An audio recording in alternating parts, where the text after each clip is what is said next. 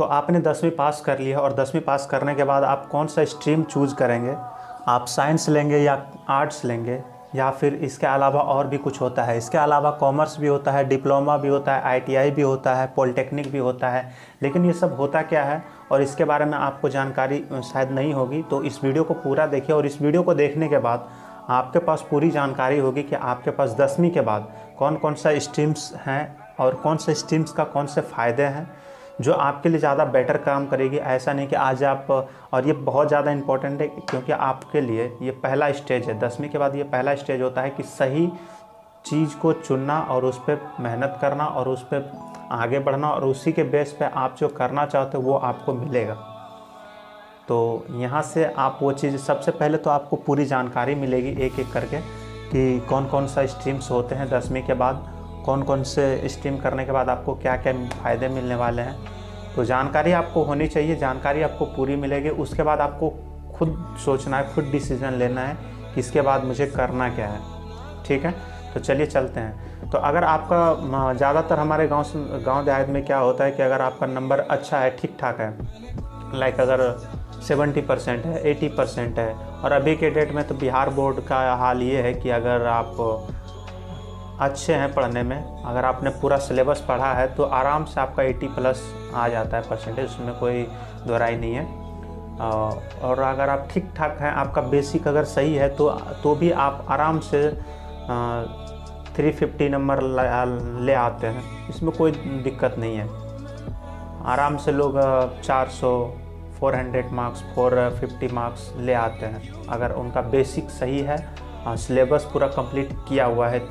तो नंबर लाना is not important है वो, तो ज़्यादा नंबर लाना उतना इम्पोर्टेंट नहीं है अभी के डेट में। तो आपके पास क्या है कि एक्चुअल वैल्यू होना चाहिए, एक्चुअल नॉलेज होना चाहिए और उसी के बेस पे आपको स्ट्रीम्स वगैरह लेना चाहिए। ऐसा नहीं कि आपका मार्क्स आ गया 400+ तो भाई आप साइंस ले लो, आपका मार्क्स आ गया 300 से कम है या 300 आसपास है तो आप आर्ट्स ले लो, ऐसा गांव में बोलता है, लेकिन ऐसा करना नहीं है आपको। ठीक है, आप प्रॉपर पहले सब के बारे में जान लीजिए कि होता क्या है और जानने के बाद आपको खुद डिसाइड करना है कि मुझे लेना क्या है। ठीक है, तो चलिए बात करते हैं।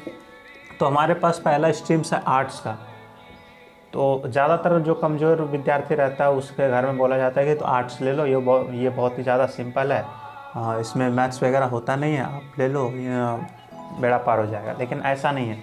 अगर आप बहुत सारे ऐसे टॉपर भी है जो टॉपर होकर भी आर्ट्स को चुनता है। क्यों? क्योंकि इसमें आपको हिस्ट्री मिलता है, इकोनॉमिक्स मिलता है, इंग्लिश तो आपको लेना ही पड़ेगा। ठीक है, इंग्लिश इसमें अनिवार्य रहता है, लॉजिक मिलता है, पॉलिटिकल साइंस होता है, वो होता है कॉन्स्टिट्यूशन वगैरह के बारे में। उसके बाद आपको इसमें साइकोलॉजी भी पढ़ाया जाता है, हिंदी है, ऑप्शनल में आपको हिंदी मिलता है, उर्दू मिलता है, मराठी मिलता है और भी बहुत सारा रीजनल लैंग्वेज है। और अगर आप आर्ट्स लेते हैं तो इसमें आपका जो आगे का जो फ्यूचर है उसमें अगर आप IAS वगैरह का तैयारी करते हैं या सिविल सर्विसेज में जाना चाहते हैं तो ये आपको बहुत ज़्यादा फ़ायदे करेगा आर्ट्स का। तो जो इस फील्ड में जाना चाहते हैं वो आप कोशिश करें कि मैं आर्ट्स ही लूँ।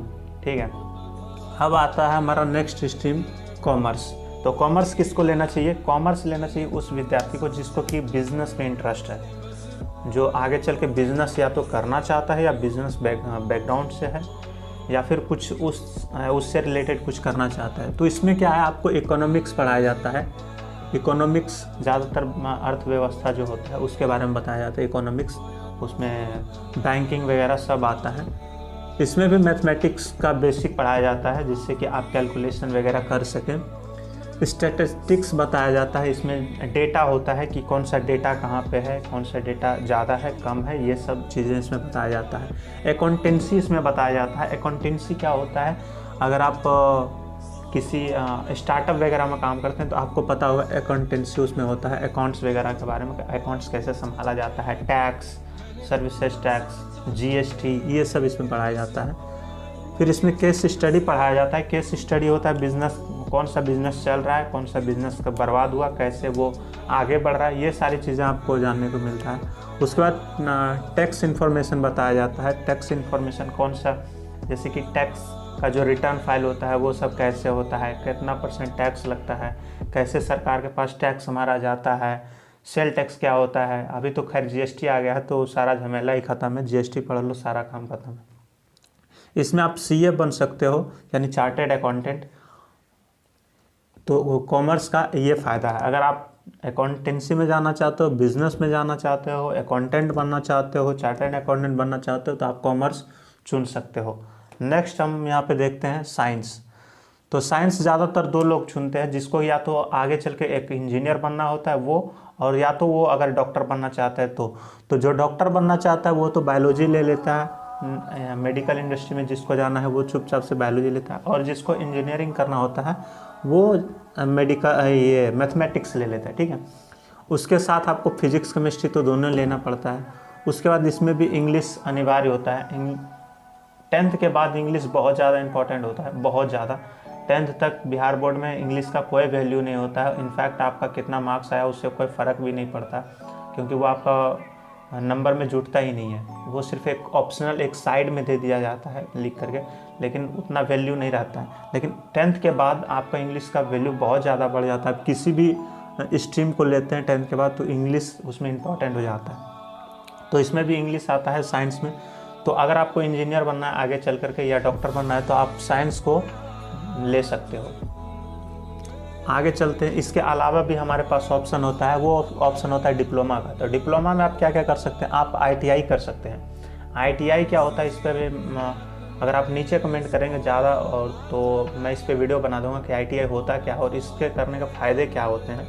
अगर आप काम करना चाहते हो 10th करने के बाद, यानी जो 10th के बाद जो स्ट्रीम्स होता है उसको करने के बाद आप काम करना चाहते हो तो ये सब आपके लिए बेस्ट है। आईटीआई होता है, ये होता है इंडस्ट्रियल ट्रेनिंग इंस्टीट्यूट होता है, जिसमें कि इंडस्ट्री के बारे में पढ़ाया जाता है, आपको सिखाया जाता है। इसमें भी पद होता है बहुत सारा, इसमें भी ट्रेड होता है। जैसे इसमें वायरमैन होता है, फीटर होता है, टूल होता है और डाई मेकर होता है। ये सारी चीज़ें इसमें पढ़ाया जाता है। किसमें, आईटीआई में। ये 2 साल का कोर्स होता है। इसके करने के बाद आप किसी भी प्राइवेट कंपनी में जा कर के काम कर सकते हो, बहुत ही ईजिली आपको जॉब मिल जाएगा। तो इसके बाद आता है एक पॉलिटेक्निक आता है।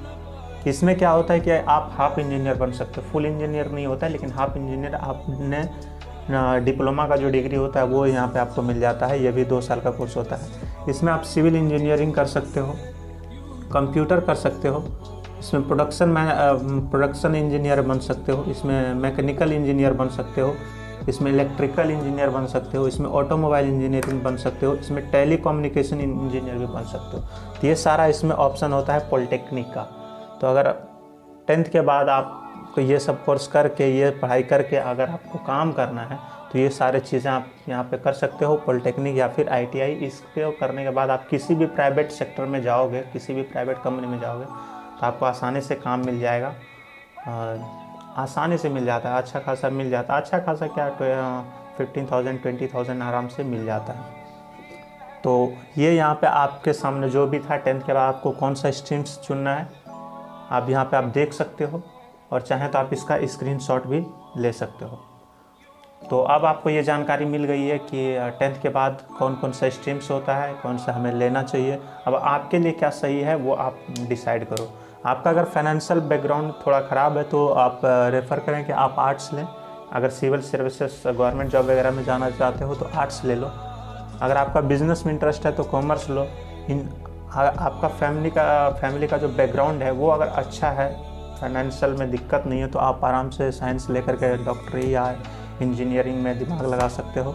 उसके बाद अगर आपको काम करना है तो आप ये आईटीआई और पॉलिटेक्निक में कंसीडर कर सकते हो।